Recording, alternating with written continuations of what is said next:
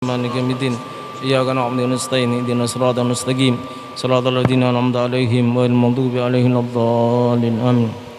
Assalamualaikum warahmatullahi wabarakatuh.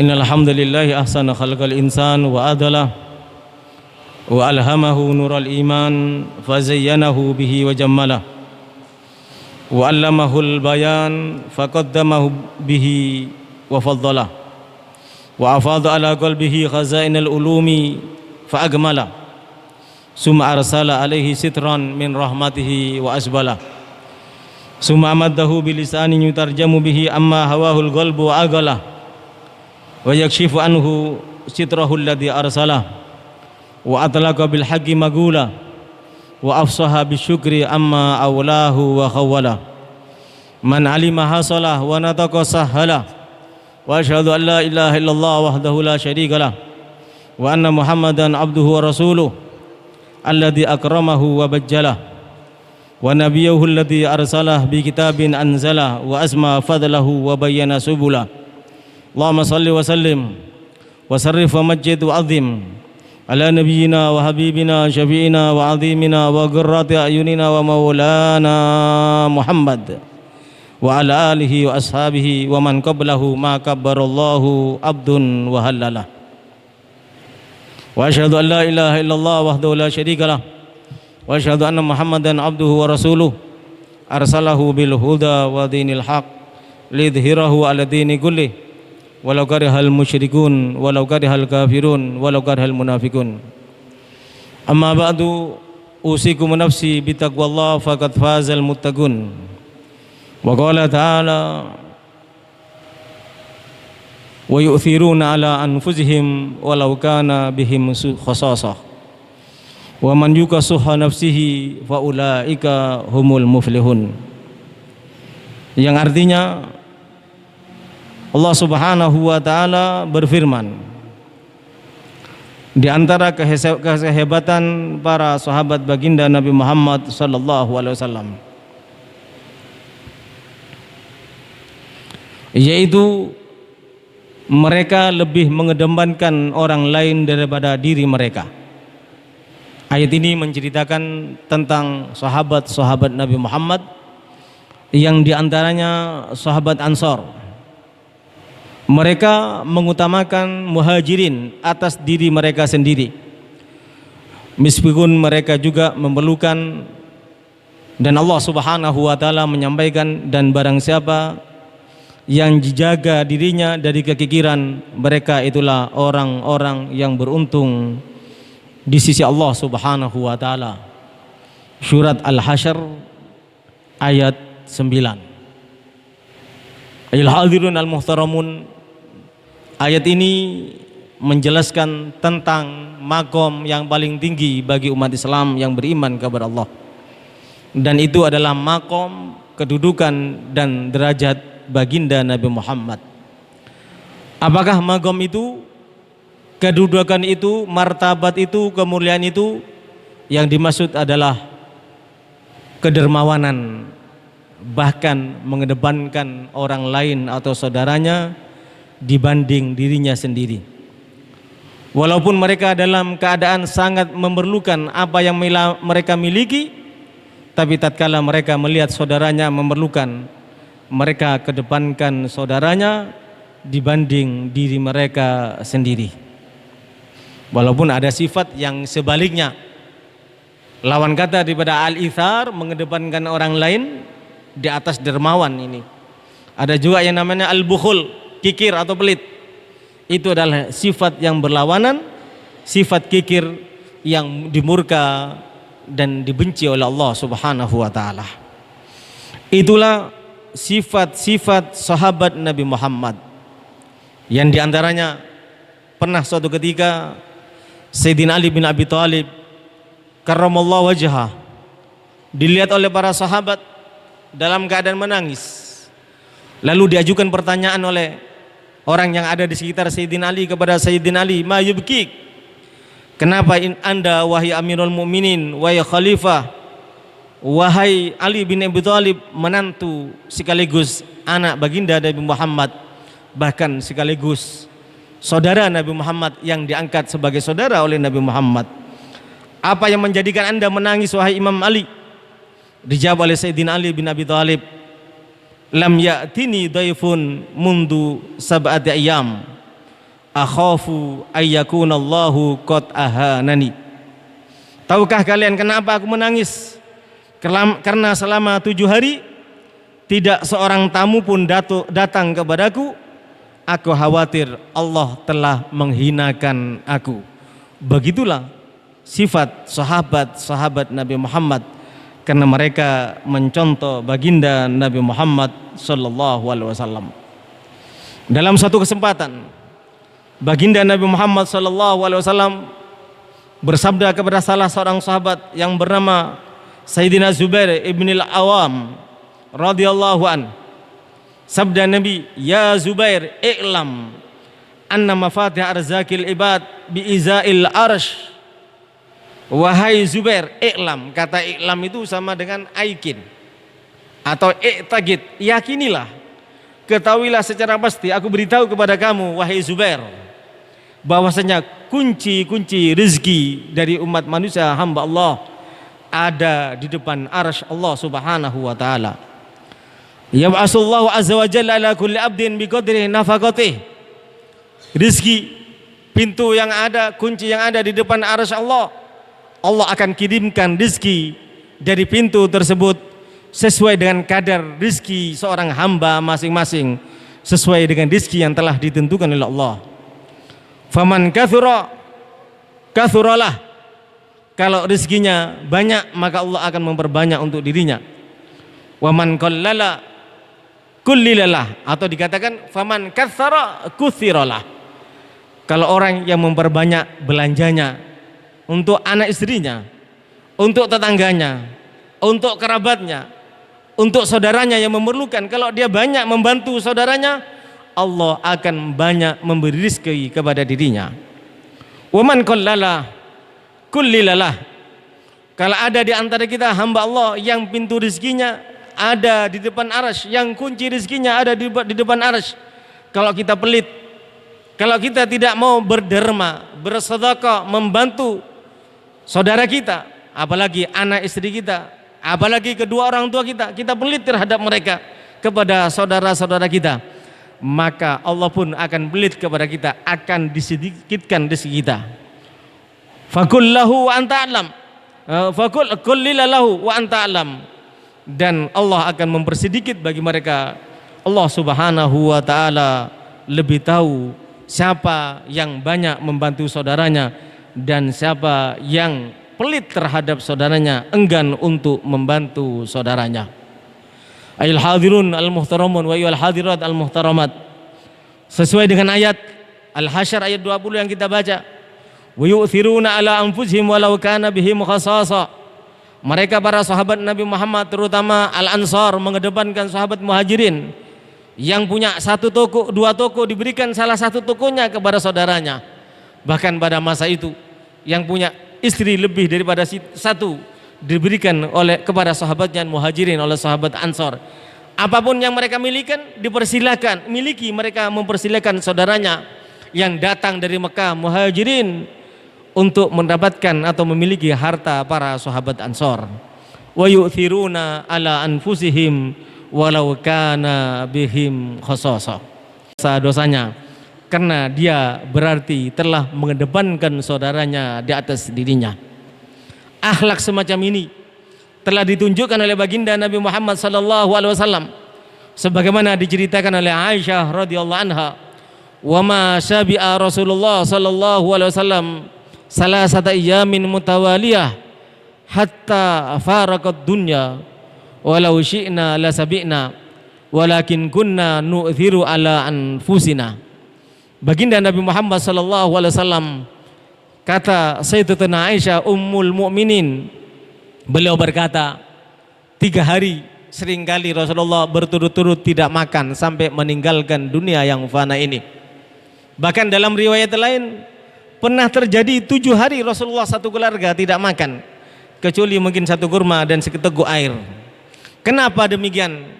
Karena Nabi Muhammad kalau ada makanan dan minuman mereka lebih mengedepankan orang-orang yang beriman, para sahabat Nabi Muhammad, sehingga kadang-kala makanan yang harus dimakan oleh Rasulullah dan keluarganya diserahkan kepada para sahabatnya.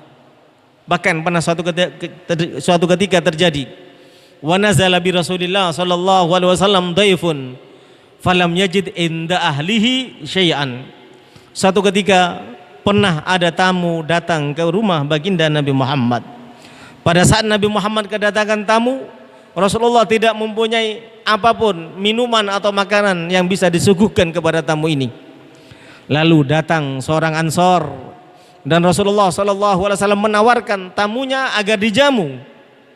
Lalu sahabat Ansor, salah seorang sahabat Ansor, dia mohon izin kepada Rasulullah pulang lebih dahulu. Setelah dia pulang, dia siapkan makanan dan memerintahkan istrinya untuk memadamkan lampu. Anak dan istrinya yang seharusnya makan pada malam itu juga tentunya sahabat Ansor ini juga tidak makan. Makanan yang ada dipersiapkan untuk tamu baginda Nabi Muhammad sallallahu alaihi wasallam. Tatkala tamu masuk, lampu sudah mati, maka sahabat itu seakan-akan makan bersama keluarganya, sehingga tamu ini tidak segan untuk makan makanan yang sudah dihidangkan. Hatta akalat dhaifat ta'ama, sehingga makanan dihabiskan oleh tamu dan memang sangat terbatas. Dan apa gerangan yang terjadi di subuh atau di pagi harinya, baginda Nabi Muhammad sallallahu alaihi wasallam berkata pada sahabat Ansar tersebut, laqad ajiballah min sani'ikum al-lailata ila daifikum. Allah telah kagum atas keagungan akhlakmu. Kamu mengedepankan saudaramu sehingga kamu sekeluarga tidak makan, tapi kamu lebih mengedepankan tamu baginda Nabi Muhammad sallallahu alaihi wasallam. Perbuatan itu mengagumkan bagi Allah Subhanahu wa taala, dan karena perbuatan tersebut maka Allah Subhanahu wa taala menurunkan ayat yang saya bacakan tadi, wa yu'thiruna ala anfusihim walau kana bihim khasasa. Mereka lebih mengedepankan saudaranya yang seiman dan seagama untuk makanan mereka, untuk harta mereka, untuk kekayaan mereka di atas diri mereka sendiri, walaupun mereka sangat memerlukan semuanya itu. Yang cukup menakjubkan, bukan hanya dipuji oleh Allah Subhanahu wa taala, tapi juga diberi jaminan oleh Allah Subhanahu wa taala dengan firman-Nya dalam lanjutan ayat tersebut. Wa man yuqa suha nafsihi faulaika humul muflihun. Firman Allah Subhanahu wa taala, dan barang siapa yang dijaga dirinya dari kekikiran sehingga mengedepankan saudaranya, tidak makan satu keluarga, bukan hanya dirinya, mereka itulah orang-orang yang beruntung. Dikatakan oleh Allah Subhanahu wa taala, sahabat-sahabat Nabi ini adalah manusia yang beruntung. Hadirin hadirat yang dimuliakan oleh Allah Subhanahu wa taala, kedermawanan yang dimiliki oleh Nabi dan sahabat Nabi mengedepankan orang lain adalah sifat yang agung dan akhlak yang agung, dan itu adalah puncak kedermawanan, mengedepankan orang lain atas harta, makanan, minuman dan kekayaannya dibanding diri sendiri dan keluarganya. Dan karena itulah Allah Subhanahu wa taala yang maha agung mengagungkan baginda Nabi Muhammad dengan firman-Nya, wa innaka la'ala khuluqin azim. Sungguh engkau wahai baginda Nabi Muhammad, akhlakmu di atas akhlak yang agung. Nabi Adam mempunyai akhlak yang agung, Nabi Ibrahim mempunyai akhlak yang agung, Nabi Musa, Nabi Isa, semua para nabi dan para rasul mempunyai akhlak yang agung. Tapi engkau wahai Nabi Muhammad, akhlakmu jauh lebih agung di atas akhlak mereka yang agung.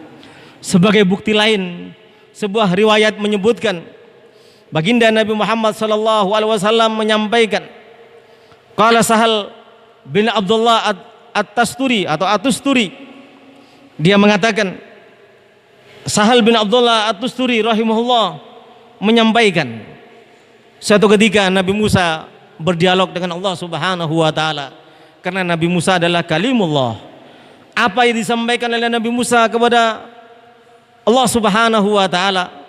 Nabi Musa menyampaikan, ya Rabb arini ba'da darajati Muhammadin wa ummatih. Ya Allah, tunjukkan kepadaku derajat, kemuliaan, martabat, kedudukan, keagungan yang dimiliki Muhammad dan umatnya. Nah, Allah Subhanahu wa taala menyampaikan, ya Musa innaka lan tatiku dzalik. Kalau kamu ingin menanyakan tentang keagungan akhlak Rasulullah dan umatnya, kehebatan dan kemuliaan serta martabatnya, kamu tidak akan bisa mampu menjalankan akhlak dan mencapai martabat serta keagungan mereka. Namun akan aku tunjukkan kepadamu urika manzilatan min manazilih, sedikit dari martabatnya, salah satu di antara keutamaan dan kemuliaan Muhammad dan umatnya aku tunjukkan kepadamu. Martabat, kemuliaan, tingkat dan derajat yang sangat besar dan sangat agung. Dan karenanya lah aku jadikan Muhammad dan umatnya lebih mulia daripada engkau dan daripada umatmu, demikian juga lebih mulia daripada semua makhluk. Lalu Allah Subhanahu wa taala membuka kerajaannya yang di kerajaan langitnya, kerajaan malakut yang ada di langitnya, sehingga Nabi Musa melihat kerajaan Allah tersebut, dan hampir-hampir Nabi Musa melihat cahaya muncul daripada malakutis samawat. Dikatakan di sini tadlifu nafsuhu, hampir-hampir atau tatlafu nafsuhu, hampir-hampir jiwanya celaka min anwariha, karena begitu hebatnya cahaya tersebut. Wa qarbuha minallah, di samping cahaya itu hampir menjadikan Nabi Musa celaka, meninggal, wafat. Kenapa? Juga begitu hebatnya cahaya tersebut, begitu dekat dengan Allah Subhanahu wa taala. Sehingga Nabi Musa bertanya, ya Rabb, dengan apa mereka mencapai derajat dan kemuliaan tersebut? Dijawab oleh Allah Subhanahu wa taala, dengan akhlak, yaitu mengedepankan saudaranya dibanding dirinya sendiri. Ya Musa, kata Allah Subhanahu wa taala, la ya'tini ahadun minhum qad amila bih waqtan min umrih illa istahyaitu min muhasabati wa bawwa'tuhu min jannati haitsu yasha'u. Barang siapa di antara umat Muhammad, wahai Musa, mengedepankan saudaranya di atas dirinya untuk hartanya, kekayaannya, makanan dan minumannya, dia lebih kedepankan saudaranya untuk menikmati semuanya itu atas dirinya, salah satu waktu saja dari umurnya, maka siapapun yang melakukan perbuatan seperti itu, aku malu untuk mempertanyakan amal perbuatannya. Seakan-akan Allah mengatakan dengan tegas, aku tidak akan mempertanyakan amal perbuatannya. Bahkan Allah mengatakan, wa bawwa'tuhu min jannati haitsu yasha, aku akan tempatkan dia di surga sesuai dengan keinginannya, bukan keinginan Allah ataupun keinginan Nabi Muhammad. Bagi mereka yang mempunyai akhlak al-ithar, mengedepankan saudaranya atas dirinya sendiri. Sidang hadirin yang dimuliakan oleh Allah Subhanahu wa taala wal hadirat, yang cukup menakjubkan yang disampaikan oleh Imam Ghazali tentang firman Allah Subhanahu wa taala, wa minan nasi may yastari nafsahu ibtiwa'a mardatillah wallahu raufun bil ibad. Allah Subhanahu wa taala menyampaikan, dan di antara manusia ada orang di antara mereka yang mengorbankan dirinya untuk mencari ridha Allah, dan Allah Maha Penyantun kepada para hamba-hambanya. Surat Al-Baqarah ayat 207. Ayat ini, kata Imam Ghazali, bertalian dengan akhlak yang dimiliki bukan oleh Nabi, tapi oleh saudara angkat Nabi, oleh menantu Nabi, oleh orang dekat Nabi Muhammad SAW. Siapakah dia? Yaitu Sayyidina Ali bin Abi Thalib karramallahu wajhah. Bagaimana bentuk kedermawanan Sayyidina Ali kepada baginda Nabi Muhammad? Bagaimana cara Sayyidina Ali mengedepankan Nabi Muhammad di atas dirinya? Disebutkan dalam sejarah, Sayyidina Ali bin Abi Thalib menempati tempat tidur Rasulullah tatkala Rasulullah dikepung akan dibunuh pada waktu itu oleh semua lapisan bangsa, sesuai dengan saran setan yang dia menjadikan dirinya, menjelma dirinya sebagai orang tua. Maka setan dikagumi oleh orang-orang kafir pada waktu yang bersamaan. kepada orang-orang kafir pada waktu itu. Dan setan, semua bangsa dikumpulkan dan diambil satu anak muda dari semua qabilah dan ditentukan merekalah yang akan menebas leher baginda Nabi Muhammad. Merekalah yang akan menusuk tubuh Nabi Muhammad. Merekalah yang akan membunuh Nabi Muhammad dengan panahnya, dengan tombaknya dan dengan pedangnya. Berbagai macam lapisan bangsa atau qabilah dengan tujuan agar bangsa Quraisy tidak bisa membalas kalau baginda Nabi Muhammad dibunuh pada saat itu. Maka Sayyidina Ali menunjukkan beliau al-itharu ala nafsi li nabiyina Muhammad, mengedepankan Nabi Muhammad atas dirinya, yaitu dengan menempati tempat Nabi Muhammad, mengorbankan nyawanya dan tidur di tempat tidur baginda Nabi Muhammad. Itu al-ithar yang ditunjukkan oleh Sayyidina Ali kepada Nabi Muhammad. Dan karena perbuatan Sayyidina Ali tersebut, apa gerangan yang terjadi? Maka Allah Subhanahu wa taala, secara ringkas saya sampaikan, disebutkan dalam kitab Ithafus Sadah juz 9 halaman 782. Pada saat itu Allah Subhanahu wa taala menugaskan Jibril dan Mikail untuk menjaga Sayyidina Ali bin Abi Thalib. Dan Allah mengatakan, barang siapa yang mengedepankan keselamatan nyawa saudaranya, maka akan aku panjangkan nyawanya. Maka karena perintah Allah dan karena Sayyidina Ali mengedepankan Sayyidina Rasulullah, nyawa Sayyidina Rasulullah, keselamatan Sayyidina Rasulullah, menempati tidurnya Sayyidina Rasulullah, maka dua malaikat yang diperintahkan untuk menjaga Sayyidina Ali bin Abi Thalib karramallahu wajhah, sehingga Sayyidina Ali pada waktu itu diselamatkan oleh Allah Subhanahu wa taala. Begitulah bagi mereka yang berkorban mengedepankan saudaranya di atas dirinya sendiri. Mudah-mudahan kita mampu melakukan perbuatan tersebut sehingga kita mengedepankan baginda Nabi Muhammad di atas diri kita sendiri. Karena Rasulullah sallallahu alaihi wasallam dalam Al-Qur'an, dalam hadisnya Rasulullah sallallahu alaihi wasallam dalam hadisnya menyampaikan, la yu'minu ahadukum hatta akuna ahabba ilaihi min nafsi. Tidak beriman salah seorang di antara kalian sebelum mencintai aku melebihi dirinya. Bahkan dalam Al-Qur'an Allah Subhanahu wa taala berfirman, qul in kana aba'ukum wa abna'ukum wa ikhwanukum wa azwajukum wa ashiratukum wa amwalun iftaraftumuha wa tijaratun takhshawna kasadaha wa masakinu tardawnaha ahabba ilaikum minallahi wa rasulih wa jihadin fi sabilih fatarabbasu hatta ya'ti Allah bi amrih wallahu la yahdil qaumal fasikin. Katakanlah wahai Rasulullah, jika bapak-bapak kamu, anak-anak kamu, saudara-saudara kamu, istri-istri kamu, keluarga kamu, harta kekayaan yang kamu usahakan, perdagangan yang kamu khawatirkan kerugiannya, dan rumah-rumah mewah yang kamu tinggal di situ lebih kamu sukai daripada berkorban untuk Allah dan Rasulnya, fatarabbasu hatta ya'ti Allahu bi amrih, maka tunggulah sampai Allah akan memberikan keputusannya, akan mengazabnya, akan mencabut imannya dan menjauhkan dari hidayahnya. Dan Allah menyampaikan, wallahu la yahdil qaumal fasikin, dan Allah tidak akan memberi petunjuk kepada orang-orang yang fasik. Artinya ada dua poin yang perlu kita perhatikan di situ. Bahwasanya orang yang lebih mencintai dirinya, hartanya, anak istrinya dan apa yang mereka miliki melebihi Allah dan Rasulnya tidak tergolong orang yang beriman. Yang kedua, orang yang seperti itu waliyadzubillah, minimal dia dikelompokkan dalam kelompok orang yang fasik. Mudah-mudahan kita lebih cinta kepada Rasulullah daripada diri kita, karena Rasulullah lebih cinta kepada kita daripada dirinya sendiri. Dan mudah-mudahan dengan itu kita bisa diwafatkan dalam keadaan husnul khatimah. Ya Allah biha ya Allah biha ya Allah biha ya Allah bismil khatimah. Ya Allah biha ya Allah biha ya Allah biha ya Allah bismil khatimah. Ya Allah biha ya Allah biha ya Allah bismil khatimah.